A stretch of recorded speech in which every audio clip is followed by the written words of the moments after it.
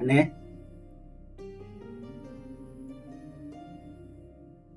என்னடா தம்பி சொல்ல வந்ததை சொல்லாம தயங்குற? சொல்லு, அண்ணன்ட்ட தானே சொல்ற. இல்லைண்ணே, கம்பெனிலேருந்து டூர் கூட்டு போகிறேன்னு சொன்னீங்க. 2 வாரம் கழிச்சு, 2 வாரம் ஆயிடுச்சு. நீங்கள் எந்த பதிலும் சொல்லவே இல்லைண்ணே. என்ன தம்பி, நம்மள்ட்டே வந்து 1000 வேலை கிடக்கு. செய்யாத வேலையா 1000 வேலை கிடக்கு. அதை போய் நீங்க பாருங்க ஃபர்ஸ்ட். ஓகேவா? நான் தான் சொன்னேன் கூட்டிட்டு போறேன்னு. எனக்கு தெரியும் எப்போ கூட்டிட்டு போகணும். நிக்கிற வேலையை போய் பாருங்க. போங்க போங்க தம்பி, போங்க.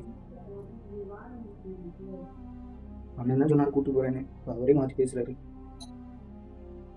ஐயோ, வண்டி சாவி இதுக்கு வேறு ஏதாவது சொல்லுவாங்க. போய் கொடுத்துட்டு வந்துடலாம்.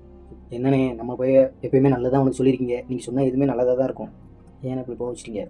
நான் சொல்லிட்டு போகிறேன். அவன் நம்ம கிட்ட வரதுக்கு முன்னாடி எப்படி தான் இருந்தான்? சுறுசுறுப்பா இருப்பான். ஒரு வேலையை சொன்னா அடுத்து என்ன வேலை இருக்கு, இந்த வேலையை முடிச்சு அடுத்து என்ன வேலை இருக்கு, அதை முடிக்க தான் நிற்பான்.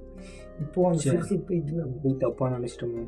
அவன் ரொம்ப நல்ல பையன், பசங்களோட சேர்க்க வந்து சரி. அதனால வந்து அவன் வந்து என்ன பண்ண தெரியாமல இப்போ நான் வந்து இந்த வார்த்தை சொன்னேன், டூருக்கு போகணும் தம்பி. அதுக்கப்புறம் அவன் சரி நம்ம கம்பெனியே தான் இருக்கான்.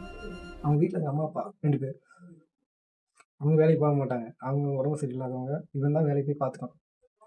அதற்கு நான் கெட்டவனாவே இருந்துட்டு போறேன். அவனுக்கு எப்போ புரியுதோ புரியட்டும். போய் வேலையை பாருங்க போ. சரிண்ணே. அண்ணே, சாவியை கொடுக்க மறந்துட்டேனே. சரி தம்பி. அண்ணே, வந்த இன்னும் ஒரு 2 லோடு வருதுண்ணே. அதை இறக்கிட்டேன்னா வேலை முடிஞ்சிரும்ண்ணா. சரி தம்பி, இருக்கிற வேலையை போய் பாருங்க. சரிண்ணே.